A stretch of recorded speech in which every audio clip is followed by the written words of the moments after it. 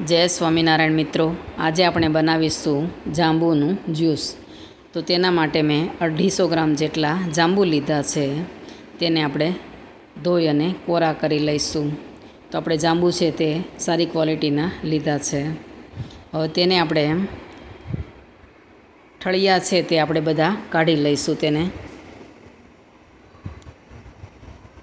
આવી રીતે છરીની મદદથી આપણે તેનો પરનો ભાગ છે તે બધો આપણે કાઢી લઈશું અને ઠળિયા આપણે અલગથી કાઢી લઈશું.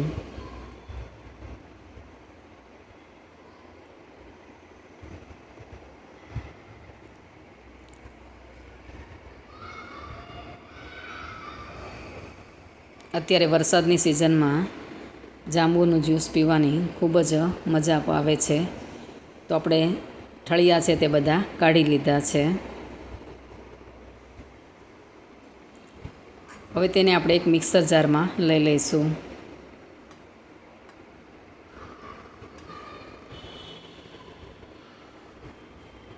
પછી તેની અંદર આપણે 2 ચમચી જેટલી ખાંડ ઉમેરીશું.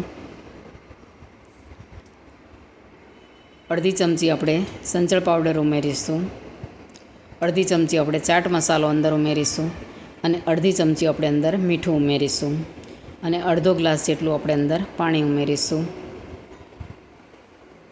પછી મિક્સર જારનું ઢાંકણ છે તે આપણે બંધ કરી દઈશું અને તેને આપણે મિક્સરમાં ક્રશ કરી લઈશું. તો આપણા જાંબુ છે તે ક્રશ થઈ ગયા છે. હવે તેની અંદર આપણે અડધો ગ્લાસ જેટલું અંદર પાણી ઉમેરી અને તેને આપણે હલાવીને બધું મિક્સ કરી દઈશું અને પછી તેને આપણે એક તપેલીમાં કાઢી લઈશું. મેં ચાખ્યું તો થોડુંક સ્વાદમાં ઓછું લાગે છે એટલે મેં આપણે અડધી ચમચી અંદર મીઠું ઉમેરીશું, અડધી ચમચી ચાટ મસાલો ઉમેરીશું અને અડધી ચમચી આપણે સંચળ પાવડર અંદર ઉમેરીશું અને તે બધું હલાવીને આપણે મિક્સ કરી દઈશું.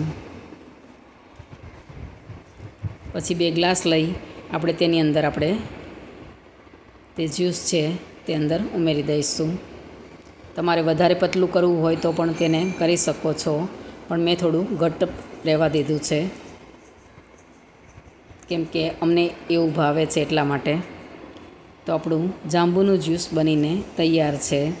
જો તમને મારી રેસીપી ગમે તો તેને લાઈક, શેર અને સબસ્ક્રાઈબ જરૂરથી કરજો અને કમેન્ટ કરીને કહેજો કે તમને મારી રેસીપી કેવી લાગી અને બેલ આઇકન દબાવવાનું ના ભૂલશો કે જેથી કરીને તમને પહેલાં નોટિફિકેશન મળે. જય શ્રી કૃષ્ણ.